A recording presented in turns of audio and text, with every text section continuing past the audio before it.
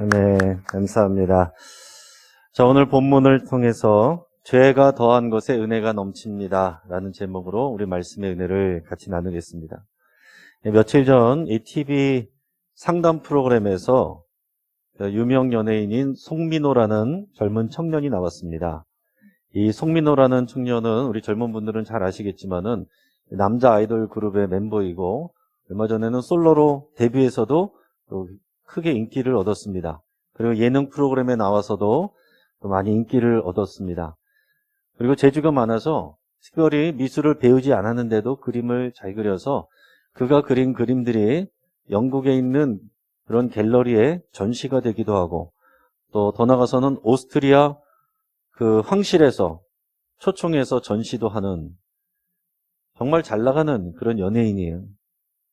세상에서 정말 성공하고 인기도 얻고 돈도 많이 번 그런 연예인인데, 이 상담 프로그램에 나와서 그동안 누구에게도 얘기하지 않았던 자신의 정신적 고통을 처음으로 이렇게 토로를 했는데, 자신은 지금 공황장애와 양극성 장애 진단을 받고 있다라는 것입니다.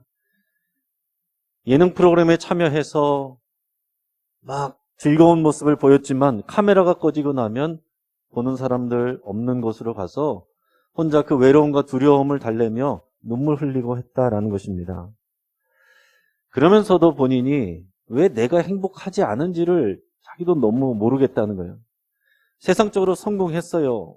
부족한 게 없습니다. 다 가졌습니다. 그래서 이제 행복하기만 하면 될 것 같은데 행복하지가 않다는 거예요. 이걸 누구한테 얘기도 못하는 게 남들이 들으면은 배부른 소리 한다고 할 것 같아서 얘기도 못하고 있는 것입니다. 근데 이런 얘기를 들으면서 이제 상담사가 이런 얘기를 했습니다. 사람의 대뇌에는 도파민이라는 이 호르몬 신경물질이 나오는데 사람들이 어떤 충동 또는 감정 이런 데 영향을 주는 것입니다. 그래서 이 도파민이 많이 분비되면 사람이 좋다, 즐겁다, 행복하다 이렇게 느끼게 되는데, 이런 고도의 창작 활동, 음악 활동이나 미술 활동 같은데 전념을 할 때는 이 도파민이 나와서 즐겁다, 행복하다 이렇게 느끼게 된다는 거예요. 그런데 집에 돌아왔을 때, 혼자 있을 때, 그런 활동을 안 하고 있을 때, 가만히 있을 때는 그 도파민이 줄어들면서 그런 행복감을 찾지를 못한다는 것입니다. 그러면서 이 상담사가 의미 있는 질문을 하나 했습니다.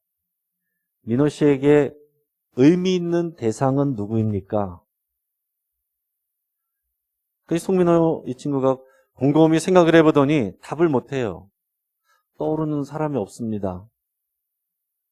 팬들이 너무나도 고맙고 귀하지만 내 공허함을 채워주지는 못합니다.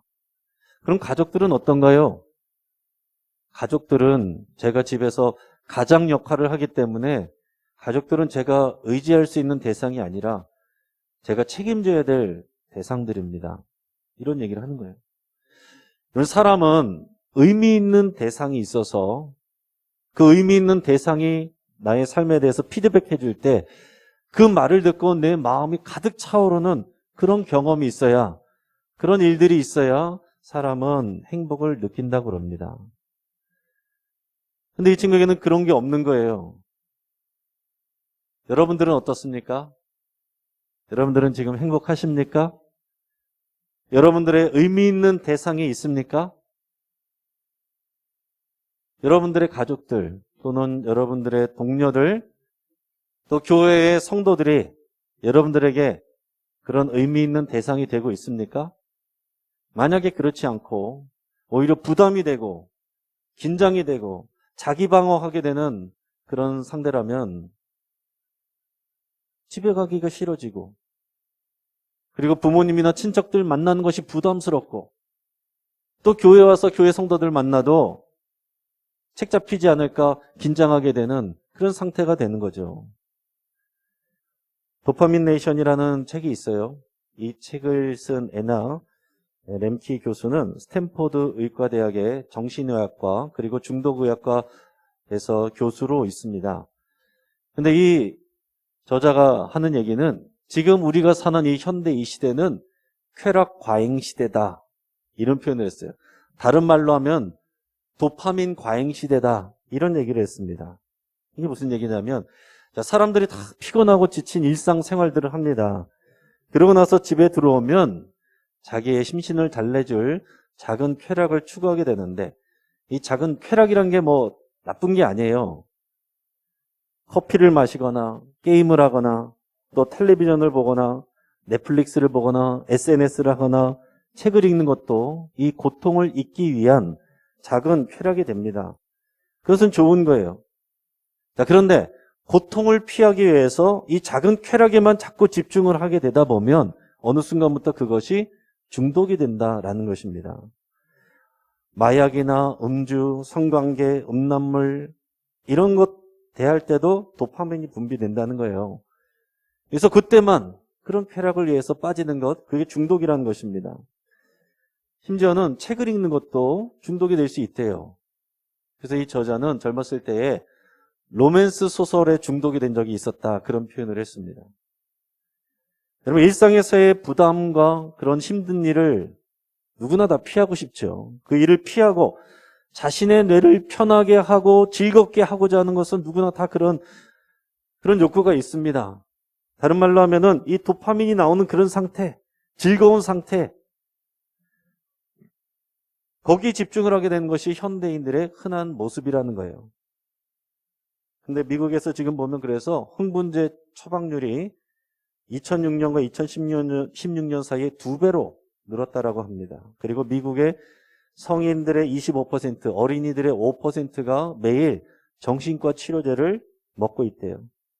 그리고 10대의 41.5%가 하루에 3시간 이상을 SNS, 인터넷을 한다라고 하고 있습니다. 우리나라는 인터넷 강국이기 때문에 훨씬 더 많이 하죠. 여러분, 이렇게 쾌락을 추구하면서 뇌를 즐겁게 하고 고통을 차단해서 사람들이 많이 행복해졌을까요? 답은 아니라는 겁니다. 1990년과 2017년 사이에 전 세계에 이 우울증 환자가 50%나 증가를 했다고 합니다. 그리고 전 세계 30개국을 조사를 해보니까 특별한 이유 없이 전신 통증을 호소하는 사람들이 계속 늘고 있다고 그래요. 그리고 또 젊은 부모님들 얘기를 했는데, 이 젊은 부모님들이 이 아이를 사랑하고 아끼다 보니까 아이가 기죽지 않게 하려고, 혼내지를 않고 남들한테도 나쁜 소리 안 듣게 하려고, 상처를 주지 않으려고 이렇게 합니다. 근데 그러다 보면 어떻게 될 수 있냐면, 아이가 자라면서 이런 싫은 소리를 듣지 않아 본 아이는 자존감은 높아질 수 있으나 성인이 돼서 자신의 결함에 대해서 누군가 얘기하는 것을 견디지 못하는 그런 성인으로 자라갈 수 있다라고 얘기를 했어요. 자, 그래서 결론적으로 저자가 하는 얘기는 뭐냐면, 사람들은 행복하기 위해서 현실의 고통을 잊고 쾌락을 쫓아가는 그런 삶을 사는데, 그러나 우리 인생의 삶의 고통, 고단함, 이것을 외면하지 말고 받아들여야 된다라고 얘기를 하는 거예요. 그래야 삶의 균형이 맞춰진다는 것입니다. 삶의 고난, 삶의 고통, 고단함, 이것을 받아들여서 그것과 화해하고 그리고 균형을 맞추는 법을 배워야 된다라는 것을 강조를 하고 있습니다. 제가 왜 성경 말씀과 상관없는 것 같은 이런 내용들을 길게 얘기할까요? 다 우리와 관계가 있기 때문에 그런 것입니다. 여러분, 우리가 교회에 나오면서도, 여러분 예배를 드리면서도 항상 기쁘고 항상 흥분이 있고 그런 건 아니잖아요. 어느 순간 보면 우리도 예배하다가 기도하는데도 불구하고 우리가 어느 순간 감사한 마음이 사라지고 감격이 사라지고 기쁨이 사라지고 들어올 때도 냉랭한 모습으로 나갈 때도 똑같은 냉랭한 모습으로 돌아가기 시작하는 그런 때가 있기 시작할 수가 있어요. 이런 분들의 많은 경우에는 나는 힘들다, 어렵다, 고통스럽다 생각을 하는데 그 이유가 지금 내가 기도하는 제목이 이루어지지 않아서 나는 힘들다, 나는 불행하다 이렇게 생각을 하는 거예요. 내가 기도하는 제목이 이루어져야 나는 행복할 수가 있는데 그 기도 제목이 지금 아직 이루어지지 않기 때문에 현실이 고통스럽기 때문에 나는 불행하다, 예배를 드려도 행복하지 않다 그렇게 생각을 하는 것입니다. 그런데 여러분, 기도 제목이 들어졌을 때만 기뻐하고 감사하면 그건 믿음이 아니죠. 세상의 문제는 언제나 있습니다. 우리들이 자녀를 위해서 기도하다가 자녀가 좋은 대학에 가기를 위해서 기도하다가 들어지면 감사하지만 끝입니까? 또 자녀가 좋은 직장 가기를 위해서 여러분 기도합니다. 그러다가 좋은 직장에 가면 끝입니까? 그 다음에 기도 제목 보면은 자녀들이 직장 가서 너무 힘들어한다고. 그래서 직장 이직하고 싶어 한다고 그런 것을 또 기도 제목으로 내놔요. 그리고 자녀의 결혼 문제를 위해서 기도하다가 이루어지면 막 기쁜데, 기쁠 것만 같은데 자녀가 떠나가고 난 빈자리 때문에 또 우울증에 걸립니다. 그리고 이어지는 기도 제목은 자녀가 아이를 낳기를 위해서 기도하고, 그러다가 기도 제목이 이래서 아이를 낳으면 기쁜데 또 아이 봐달라고 그래가지고 손주 봐주러 다니느라고 내 삶이 없어져서 힘들어가지고 또 호소하는 분들이 있습니다. 그리고 이제는 손주들의 기도 제목이 다시 또 반복되는 거예요. 내 기도 제목이 이루어졌을 때만 행복하고 기쁘고 감사하다면 그것은 하나님이 주시는 은혜가 아닙니다. 은혜는 그런 게 아니에요. 그래서 여러분, 우리 그리스도인들은 행복을 추구하는 존재가 아니라 거룩을 추구하는 존재로 부름받았습니다. 하나님이 거룩하시기 때문에 우리가 거룩한 삶으로 초대를 받았고, 거룩한 삶을 추구할 때 우리가 거기서 진정한 행복을 느낄 수 있어요. 근데 그 거룩을 추구하는 게 참 힘들어요. 평상시에는 생각도 나지 않아요. 거룩하게 살려고 노력해도 자꾸 잘 안 되고 실패하고 넘어집니다. 그래서 거룩보다 더 가까운 말은 은혜예요. 내가 하지 못하는 것을 하나님이 해주시고 할 수 있게 힘주시고 능력 주시는 게 그게 은혜입니다.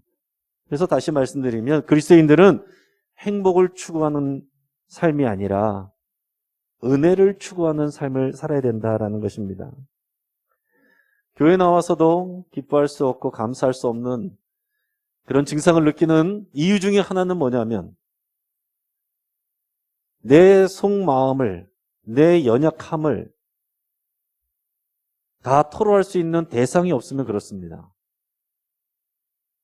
앞에서도 의미 있는 존재에게 내가 다 뭔가를 얘기할 수 있어야 되는데 터놓을 수 있는 사람이 없으면 교회에 와도 내가 다 얘기할 수 있는 내 연약함, 나의 실수, 내가 잘못한 것까지, 나의 죄까지 다 털어놓을 수 있는 사람이 없으면 어떻게 됩니까?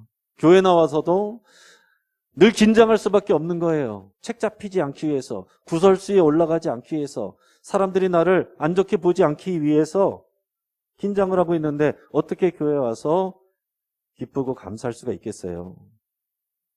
앞에서 송민호라는 연예인이 TV 프로그램에 나와서 자신의 이 감정을, 이것을 고백한 것은 아주 좋은 출발입니다. 그동안 말할 수 있는 대상이 없으니까 그 같은 멤버들도 뭔가 그런 느낌은 받지만 서로 간섭하기는 그렇고 뭔가 모른 척하면서 지내는 거거든요. 근데 이런 자리에서 이제 자기의 속마음을, 연약함을 드러낼 수 있다는 거, 이게 굉장히 좋은 출발이에요. 그러나 그 자체가 해결이 된 것은 아닙니다. 그 프로그램에서 상담사가 이 송민호 연예인에게 휴식을 가지라 그랬어요. 창작 활동에만 몰두하지 말고 휴식을 즐겨라, 그렇게 조언을 해줬습니다. 근데 저는 그 장면을 보면서 목회자로서 해주고 싶은 말이 있는 거죠. 제가 그 자리에 있다면 무슨 말을 하겠습니까? 이 송민호라는 친구에게도 지금 하나님의 은혜가 필요한 거예요. 사람에게는, 사람은 영적인 존재여서 하나님의 은혜로만 채워질 수 있는 부분이 있습니다. 다른 아무 것, 모든 것을 다 가지고 있어도 하나님의 은혜로만 채워질 수 있는 영역이 있는데 그것이 비어있으니 다른 아무 것을 가지고서도 그것이 충만함을 느낄 수가 없는 거예요. 행복만을 추구하는데 내가 왜 행복하지 않지? 거기서 답이 나오지 않는 거예요. 휴식도 좋은 계기가 될 수 있지만 그것이 전체를 다 책임져 줄 수 있는 게 아닙니다. 행복이 아니라 은혜가 필요한 것이에요. 그리스도인들도 마찬가지입니다. 저와 여러분들은 예수님을 믿고 예수님을 만났고 은혜를 받았어요. 근데 그게 끝이 아니라는 거죠. 그럼에도 불구하고 여전히 우리는 외로울 때도 있고 힘들 때도 있고 우울할 때도 있어요. 자, 그러면 하나님의 은혜가 불량합니까? 하나님의 은혜가 부족한 것입니까? 아니에요. 우리가 하나님의 은혜에 집중하지 않고 있는 것이고 우리가 하나님의 은혜에 잠기지 않아서 그런 거예요. 행복을 추구하느라고 하나님의 은혜를 가볍게 여기는 것입니다. 예수님의 십자가, 내가 하나님의 자녀가 된 것 이미 다 알고 근데 그 감사와 감격은 어느새 잊어버리고 당연하게 느끼고 나는 여전히 행복만을 추구하면서 이것도 필요하고 이것도 있어야 되고 그러니까 하나님의 은혜는 잊어버리고 나에게 부족한 것만 보게 된다는 거예요. 행복을 추구한다는 삶은 어떤 것입니까? 내가 지금 바라고 원하는 것을 못 갖고 있는 거, 그러면 나는 불행하다고 여기는 거예요. 지금 내 생각대로 되지 않는 상황들, 그런 상황 가운데서는 내 기도 제목이 이루어지지 않은 상황에서는 나는 불행하다라고 생각을 하는 것입니다. 그 기도 제목이 이루어지고 내가 원하는 것들을 가졌을 때만 내가 행복할 수 있다라고 생각을 하게 되는 거예요. 그래서 행복이 내 삶의 중심이 되면 하나님의 은혜를 잊어버리게 됩니다. 진정한 행복은 그러나 하나님의 은혜 안에서 누려지게 되는 거예요. 그런 관점을 가지고 오늘 본문 말씀을 같이 읽어보도록 하겠습니다. 자, 시작. 율법이 들어온 것은 범죄를 더하게 하려 함이라. 그러나 죄가 더한 곳에 은혜가 더욱 넘쳤나니 이는 죄가 사망 안에서 왕노릇한 것 같이 은혜도 또한 의로 말미암아 왕노릇하여 우리 주 예수 그리스도로 말미암아 영생에 이르게 하려 함이라. 아멘. 자, 이게 짧은 내용임에도 불구하고 이해하기가 쉽지가 않습니다. 이걸 교리적으로 설명하면 굉장히 너무 길어져요. 그래서 최대한 쉽고 간단하게 설명을 해보도록 하겠습니다. 오늘 말씀에서 율법이 들어온 것은 범죄를 더하게 하려 함이라 그랬는데 이게 무슨 말일까요? 율법이 들어온 것은 범죄를 더하게 하려 합니다. 하나님께서 모세를 통해 이스라엘 백성에게 율법을 주셨어요. 그 율법을 주신 건 왜 주신 거냐면 이 백성들이 율법을 지킴으로 인해서 하나님과의 특별한 언약 관계를 맺기 위한 거예요. 하나님이 거룩하신 분이기 때문에 이 율법을 지키는 이스라엘 백성이 이것을 지켜서 거룩한 백성으로서 하나님의 관계를 유지하게 하는 것입니다. 자, 그런데 문제는 율법이 너무 많아요. 성경에 나오는 율법의 가지수가 613가지입니다. 이런 것 해라 라고 하는 그런 명령이 248개고 이런 거 하지 마라 라는 것이 365가지가 됩니다. 그러니까 이것 합쳐서 613가지인데 우리는 그거 알지도 못하잖아요. 이스라엘 백성들이 그것을 다 외워가지고 지키려니 너무 힘이 든 거지. 법의 기능이 뭡니까? 법은 기준선을 세우는 거잖아요. 그냥 다닐 때는 다 괜찮은데 법으로 기준선을 딱 세우면 그거 벗어나면 위법이 되는 거예요. 죄가 되는 것입니다. 자, 요즘에 새로 바뀐 법 중에 하나가 차를 타고 우회전을 할 때 예전에는 그냥 융통성 있게 알아서 가면 됐어요. 근데 지금은 법이 바뀌어서 일단 정지를 해야 되고 그리고 우회전에 있는 건널목에 사람이 그 발이 당겨라도 있으면은 움직이면 안 돼요. 그때 내가 움직이면 불법이 됩니다. 그전에는 괜찮았지만 그런 법이 생기고 난 다음엔 지금 그렇게 하면 불법이 되는 거예요. 자, 그러니까 법이 생기면 법이 많아지면 많아질수록 죄가 많아질 수밖에 없겠죠. 그러면 하나님께서 사람들을 죄가 많아지게 하려고 율법을 많이 주신 겁니까? 아니죠. 거룩하게 살라고 법을 주셨는데 사람들이 그것을 잘 안 지키고 못 지키니까 결국 깨닫게 되는 것은 내가 죄인이구나 하는 것을 더 깨닫게 된다라는 거예요. 그래서 율법의 기능은 사람들로 하여금 자기 죄를 깨닫게 하는 기능을 갖게 됐어요. 그럼 우리도 지금도 마찬가지입니다. 우리는 율법을 보진 않지만 예수님의 말씀을, 하나님의 말씀을 들으면 그러면 우리가 어떤 상태인지 알 수 있게 되는 거예요. 우리 마음대로 살아도 괜찮은 것 같았지만 예수님은 뭐라고 말씀합니까? 너희가 마음으로 형제를 미워하면 살인하는 것과 같다 그랬어요. 마음으로 음란을 품으면 이미 너희는 간음한 것이다 그랬어요. 우리는 하루에도 몇 번씩 살인을 하고 간음을 합니까? 하나님의 이 말씀을 마음에 두지 아니하면 우리는 아무것도 죄를 짓지 않는 것 같지만 하나님의 말씀을 알면 우리가 죄인이구나 하는 것을 깨닫게 되는 것입니다.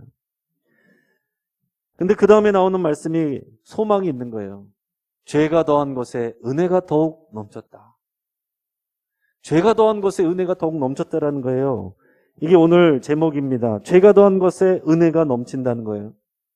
참으로 믿음이 없으면 이해하기가 어려운 그런 역설적인 표현입니다. 이게 무슨 얘기일까요? 그러면 죄를 더 많이 지으면 은혜를 많이 받을까요? 그 다음에 보면 그렇지 않다라고 그랬어요. 그럴 수 없다라고 그랬어요. 이 얘기는 쉽게 말해서 똑같이 용서를 받았어도 죄를 더 많이 지은 사람은 받는 은혜가 크다라는 걸 얘기하는 거예요. 자, 누가복음 7장에 그런 이야기가 나옵니다. 예수님이 어느 날 앉아 계시는데 성경에 보면 동네에 죄 지은 여자가 한 명 왔다라고 그랬어요. 그 죄 지은 여자는 보통 막달라 마리아라고 얘기를 합니다. 그 막달라 마리아는 죄인이에요. 성경에서 세리와 창기는 죄인들의 대표로 얘기됩니다. 몸을 팔아서 먹고 살던 창녀입니다. 거기다가 흉악한 귀신 들렸던 사람이에요. 그러다가 예수님을 만나고 치유를 받고 회복이 됐어요. 그러니까 얼마나 예수님이 고맙고 감사하고 사랑스럽겠어요. 예수님이 오셨다는 얘기를 듣고서 이 여인이 값비싼 향유옥합을 가지고 가서 그것을 깨트려 전부를 예수님의 발에다가 부어드리고 성경에 보면 눈물 흘리면서 라고 되어 있어요. 머리털로 발을 닦아드리고 자기 입술로 예수님의 발에다가 입맞춤을 해줬다라고 그랬어요. 근데 저 그림에서도 보는 것처럼 옆에서 못마땅하게 보는 사람들이 있어요. 그 집이 바리새인 시몬이라는 사람의 집이었습니다. 바리새인 시몬은 율법을 잘 알고 자기는 잘 지키고 있다고, 자기는 의롭다고 여기는 사람이에요. 그런 사람이 앉아서 볼 때에 한심한 거예요. 이 여자 분명히 죄인인데 이 예수님, 이 사람은 선지자라는 사람이 그것도 모르고 이 죄인이 자기 몸을 만지고 있는데 율법에 보면 그렇게 되면 부정하다고 되어 있는데 그런 것도 모르고서 가만히 있네. 좋다고 가만히 있네. 쯧쯧쯧 형편없는 사람이구만. 이런 생각하고 있는 것입니다. 그때에 예수님께서 그 바리새인 시몬에게 질문을 하셨어요. 시몬아, 어떤 사람은 500데나리온을 빚을 졌고 어떤 사람은 50데나리온을 빚을 졌다. 그런데 둘 다 갚을 능력이 없는데 주인이 불쌍히 여겨서 다 탕감해 줬다고 하면 누가 그 주인을 더 사랑하겠느냐? 바리새인이 얘기했습니다. 당연히 더 많은 빚을 탕감받은 사람이 그렇겠죠. 내 말이 옳도다. 지금 이 여인이 그렇다. 이 여인은 자기의 죄를 용서받은 것이, 구원받은 것이 더 크다고 여기기 때문에 나를 더 사랑하는 것이다. 그러면서 예수님이 뭐라고 말씀하셨냐면 사함을 받은 일이 적은 자는 적게 사랑하느니라. 누구 얘기예요? 시몬 얘기죠. 뒤집어서 얘기하면 사함을 받는 일이 많은 자는 많이 사랑하느니라. 내 죄 사함 받은 것이 크다고 여기는 사람은 예수님을 사랑하게 돼 있고 감격하게 돼 있습니다. 그런 상태가 은혜의 상태인 거예요. 오늘 우리에게 필요한 것은 이 은혜입니다. 자, 그런데 여기서 사람들이 흔히 하는 죄에 대한 착각이 있어요. 이 죄에 대한 착각 때문에 우리가 하나님의 은혜를 자꾸 잊어버리는 것입니다. 잘 들어보세요. 첫 번째라는 사람들의 착각은 뭐냐면 사람들의 죄를 얘기할 때 서로 비교하면서 많고 적음을 생각한다는 거예요. 근데 예수님도 지금 많고 적음에 대해서 얘기하셨잖아요. 사람들의 입장에서 그렇다는 거예요. 사람들이 볼 때는 더 많이 죄를 지은 사람이 있고 더 적게 지은 사람이 있어요. 그러나 완전히 의로우신 하나님의 입장에서 보면 다 똑같이 죄인입니다. 한 사람도 빠짐없이 죽을 수밖에 없는 죄인이라는 거예요. 로마서 3장 23절에서 모든 사람이 죄를 범하였음에 하나님의 영광에 이르지 못하더니 그랬어요. 모든 사람이 죄를 지은 것입니다. 죽을 수밖에 없는 죄를 갖고 있는 거예요. 근데 이 여인은 자신의 죄가 크다고 느꼈기 때문에 받은 은혜가 큰 것이고, 바리새인 시몬은 자신은 죄가 별로 없다라고, 최소한 저 여자보다는 내가 의롭다라고 생각하니까 은혜가 없는 것입니다. 오늘 본문에 보면 죄가 더한 것에 은혜가 더욱 넘쳤다라고 얘기를 하시는 말씀은 내 죄가 크다라고, 내가 용서받은 것이 크다라고 느끼는 사람일수록 그 은혜가 크게 느껴진다라는 얘기입니다. 근데 바리새인 시몬처럼 내가 의롭다고 생각하고 다른 사람보다 내가 낫다고 생각하는 사람들의 특징은 뭐냐면 이런 감사가 없어요. 은혜를 못 느낍니다. 그리고 사람을 판단하고 정죄하고 비난하고 다른 사람들에게 수근거리고 그리고 우월감을 갖고 있어요. 지금 우리도 마찬가지라는 것입니다. 우리가 은혜를 받고 구원을 받았는데 은혜를 잊어버리는 순간이 언제냐면 내가 하나님께 복 받는 것이 당연하다고 내가 그런 자격이 있다라고 생각하는 순간부터 은혜를 잊어버리게 되는 거예요. 내가 저 사람보다 얼마나 더 많은 일을 했는데, 내가 저 사람보다 얼마나 기도를 더 많이 했는데, 내가 저 사람보다 얼마나 더 많이 헌신하고 예물을 드렸는데, 이 생각이 들어온 순간부터 사람들은 은혜를 잊어버리게 되고 사람들의 인정에 집중하게 되는 거예요. 내가 이만큼 했는데 나를 인정을 안 해줘? 그것 때문에 우리가 은혜를 자꾸 잊어버린다라는 것입니다. 죄에 대한 또 다른 착각이 하나가 있는데 일반 사람들이나 교인들이나 많이 하는 착각이에요. 성경에서 죄를 얘기할 때 그 죄를 범죄들로 생각을 합니다. 범죄들. 이게 무슨 얘기입니까? 우리 생각할 때 죄가 뭡니까? 그러면은 살인, 강도, 강간, 간음, 사기 이런 것들이잖아요. 근데 이런 것들은 범죄들이고 죄에서 나오는 것이에요. 성경이 말하는 죄는 그 뒷부분에 21절에서 뭐라고 얘기했냐면 우리의 상태를 죄가 사망 안에서 왕노릇한다 이런 표현을 했어요. 죄가 왕노릇한다. 그만큼 영향력을 미친다. 뒤집어 얘기하면 우리가 죄의 종노릇한다는 거죠. 그러니까 성경이 말하는 여기서 말하는 죄는 죄의 세력을, 죄의 본성을 얘기하는 것입니다. 내가 노력하지 않아도 자꾸 죄를 짓게 만드는, 그리고 더 나아가서 그 죄라는 것은 하나님을 떠나 있는 삶을 추구하는 그 자체가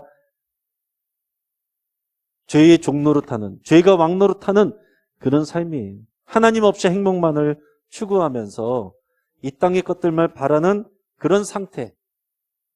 그래서 이 세상의 행복을 잃어버릴까 봐, 죽을까 봐 두려워하며 사는 상태. 또는 그것에 만족하며 사는 상태. 그를 다 합쳐서 죄가 왕노릇한다. 사망 안에서 죄가 왕노릇한다. 그런 표현입니다. 여러분, 우리가 하나님 없이 이 세상에서 많은 것을 다 누리고 살아도 결국 그 끝에는 사망입니다. 근데 오늘 성경에서 우리가 소망을 가질 수 있는 것은 뭐냐면 하나님께서 예수 그리스도를 보내주시고 그 십자가에 내주셔서 그 생명으로 그 피값으로 우리 죄 문제를 해결해 주셨는데 그 결과가 뭐냐면 죄가 사망 안에서 우리에게 왕노릇한 것처럼 이제는 은혜가 의 안에서 우리에게 왕노릇한다라고 그랬어요. 이제 우리를 주관하는 거, 우리를 붙들고 살아가게 하는 것이 뭐냐면 이제는 죄가 아니라 은혜라는 거예요. 우리가 그런 존재가 된 것입니다. 그렇기 때문에 우리가 행복을 추구하는 것이 아니라 은혜를 추구하면서 살아갈 때 우리는 이제 이 땅에서의 만족이 아니라 하나님의 의를 추구하는 그런 삶으로 나가게 되는 것입니다. 그게 은혜의 결과예요. 사랑하는 성도 여러분, 이제 말씀을 정리하겠습니다. 오늘 본문을 통해서 여러분이 성경이 말하는 복음을 잘 이해하실 수 있기를 축복합니다. 하나님 없이 세상의 행복만을 추구하면서 사는 것의 그 끝은 사망이에요. 많은 것을 소유하고 성취해도 하나님의 은혜를 모르면 진정한 행복을 누릴 수가 없습니다. 우리에게 평생 하나님의 은혜가 필요한 거예요. 한번 구원받을 때만이 아니라 평생 우리는 하나님의 은혜가 필요한 사람들이에요. 그 은혜가 우리에게 왕노릇하게 해야 됩니다. 그렇게 하려면 우리 안에 있는 연약함, 우리 안에 있는 죄성, 이것들을 그냥 다 드러내야 돼요. 하나님 앞에 드러내고 또 믿음의 사람들에게 드러낼 수 있어야 돼요. 이거 감추려고 하면 다 상처가 되는데 이미 그리스도 안에서 해결되었기 때문에 우리 연약한 것들을 다 인정하고 내놓으면 상처가 되지 않는 것입니다. 십자가 보혈의 능력을 믿고 우리의 연약과 우리의 죄성을 그대로 인정하면 그 자리에 바로 하나님의 은혜가 부어지는 겁니다. 막달라 마리아가 느꼈던 이 은혜, 주님을 사랑하는 그 마음, 오늘 저와 여러분들이 그것을 회복하고 누리실 수 있기를 주의 이름으로 축복합니다. 여러분 이 시간